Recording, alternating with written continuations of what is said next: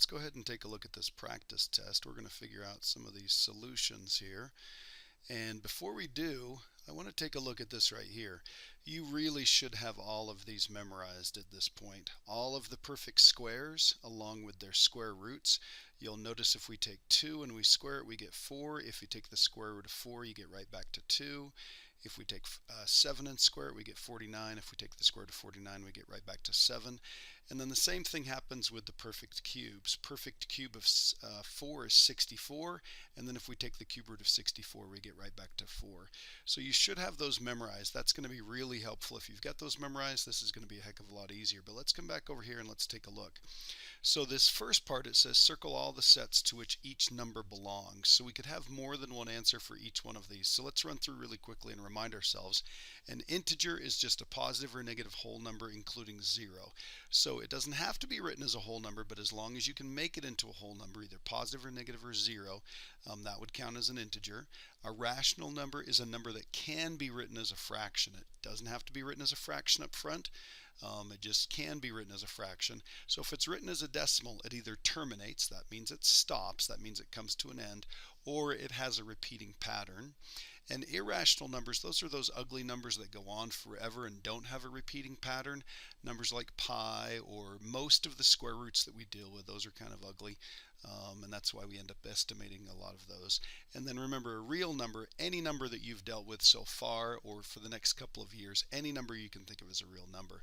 So we're going to run through here and just think about each one of these. So this is 17 over 15. Now 15 doesn't go into 17 evenly, so it's definitely not an integer, but it is written as a fraction, so that's going to be rational.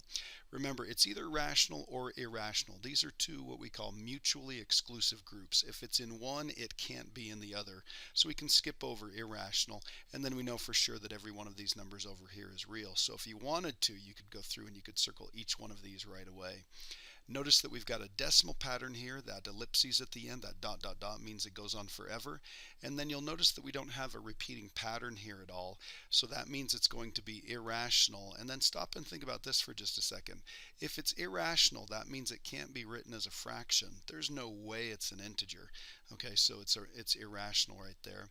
And then we've got the square root of 48. Again, this is where having those perfect squares memorized. Perfect square, if right around there, is 49. So this is going to be a little bit less than 7, which is the square root. And it's going to be a pretty ugly number. That's why we'd have to estimate it. So it's not an integer. It's not rational. It is irrational. Okay. And then let's take a look at the square root of 25. Square root of 25 is a 5, which is an integer. So we're in good shape there. And if it's an integer, we can also write it as a fraction. So we could just write that as 5 over 1. So that means it's going to be rational. Again, we can skip over irrational, and we know that it's going to be a real number. And then take a look at 10 over 5. 10 over 5 is a 2, which is an integer, which we can write as a fraction, so that's rational. And again, we can skip over the irrational part. So let's take a look at writing each one of these decimals as a fraction in its simplest form. Make sure you write it in the simplest form. We usually end up reducing these. So we need to show our work. So here's what I'm going to do. I'm going to write out what this pattern looks like. So 0, 9, 0, 9, 0, 9, dot, dot, dot. I'm going to write down, well, we want to figure out what that number represents as a fraction. So I'm going to write x is equal to 0.09, whoops, 0, 9, 0, 9, 0, 9, dot, dot, dot. And then remember, this one has 2 digits in the repeating pattern. So what we need to do is we may need to make a kind of a copy of this equation, but we need a bigger whole number in front of the decimal, and the repeating pattern has to start right after the decimal. So what we're going to do is we're going to multiply by 100. That's going to move the decimal over 2 places, so that's going to be 9.090909 dot dot dot. And then again, the advantage of doing this is, notice what we have here. We've got 2 true equations, both of which have a decimal and then that pattern 090909. So if you'll remember what we do something really clever. We're going to subtract that x on this side, and we're going to subtract the 0.090909 dot dot dot. So this is the part that's a hassle, that repeating part. That's the hard part to deal with. So on this side we have a 100x minus 1x, so that's going to be 99x. And then over on this side we have 9.00900909 minus the 0.0909 stuff. So this stuff is going to cancel off. So we end up with 9 minus 0. That would be a 9. And then notice that we've got an equation that doesn't have any repeating decimals or anything like that. Now we just solve this. So we're going to divide both sides by 99. Those are going to cancel, and we're going to get x equals, remember we want to write it in simplest form. 9 goes into both of those. It goes into 9 once, and it goes in there 11 times. And if you wanted to double check that on your calculator, it will work. Okay, 1 divided by 11 would be 0.09 repeated. Okay, let's take a look at this one. This only has one digit in the repeating pattern, so I'm just going to write 0.6666 and then put dot dot dot. So we're going to write x equals. Now, some of you might know what this is right off the bat, but kind of play along. What we're doing here is we're kind of stretching that part of our brain that kind of thinks logically about things, and how could we go about getting an answer in several different ways. So we've only got one digit in the repeating pattern, so we need a bigger whole number in front here. Right now that's a 0, so we only have to multiply by 10 to move that over one place. So if I move that decimal over one place, we get 6.666 repeating. We're going to do the subtraction part right here, so we're going to subtract that x. So we subtract off, and look at this. Look how nice this is. The repeating parts are going to go away. So 10x minus 1x is 9x.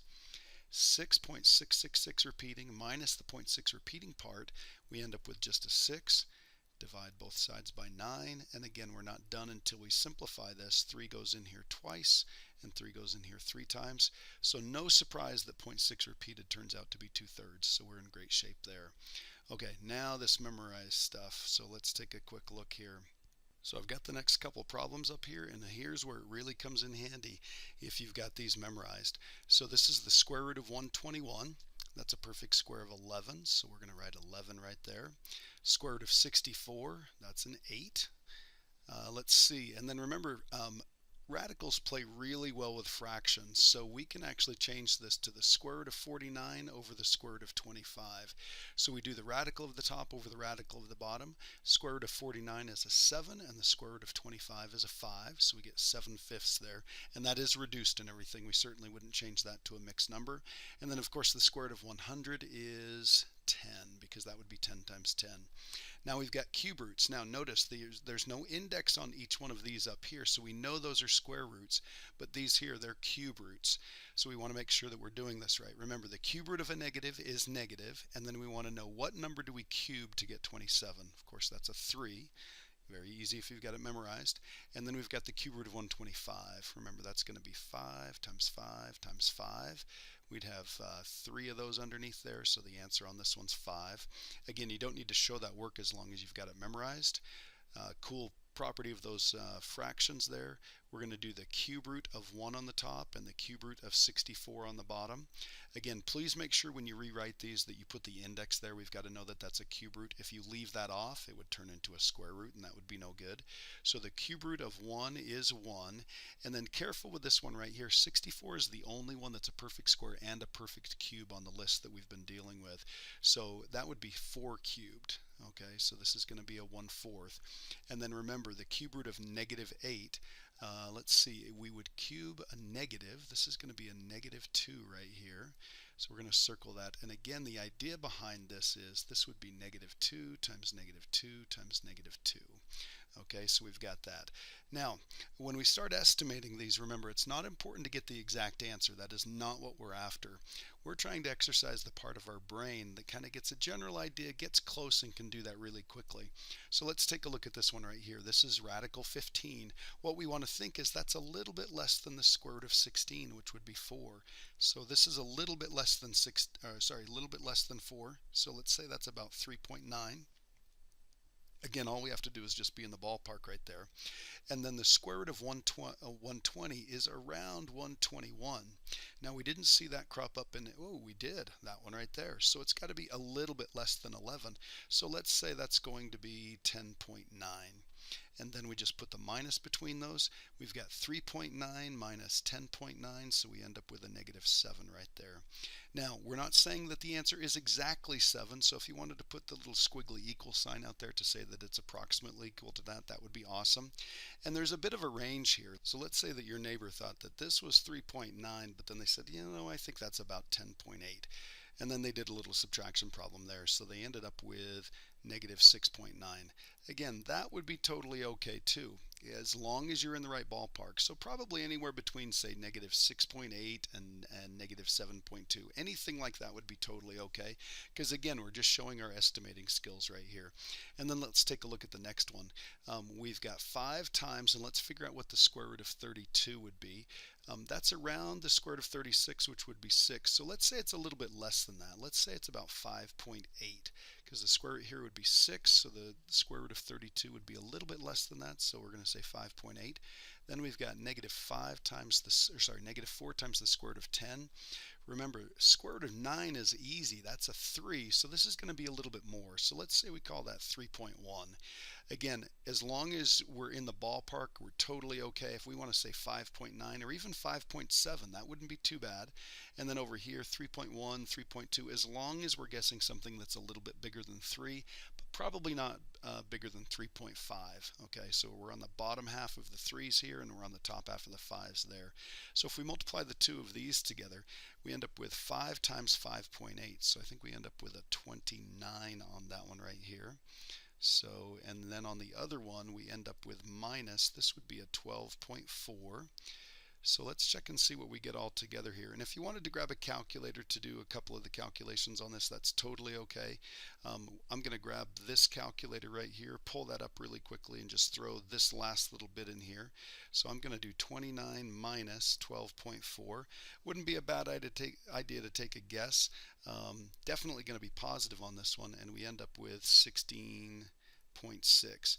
And again, if your neighbor gets something that's slightly different, of course you're not going to be cheating off them, but if you do have something different, that's totally okay as long as it's in that ballpark. You just need a good reason for that. Okay, then we'll come back here and we'll take a look at number 18. We just want to graph those, and we want to make sure that we scale this, scale that line, and then label each point with the number it represents. So this one, we're going to think of that as negative 2.5. This one here, gosh, we did radical 10 here just a second ago. We did about 3.1, so this would be negative 3.1. Of course, that's going to be 2.5, so we're in good shape there. I'll go ahead and write that in red so it's a little easier to see.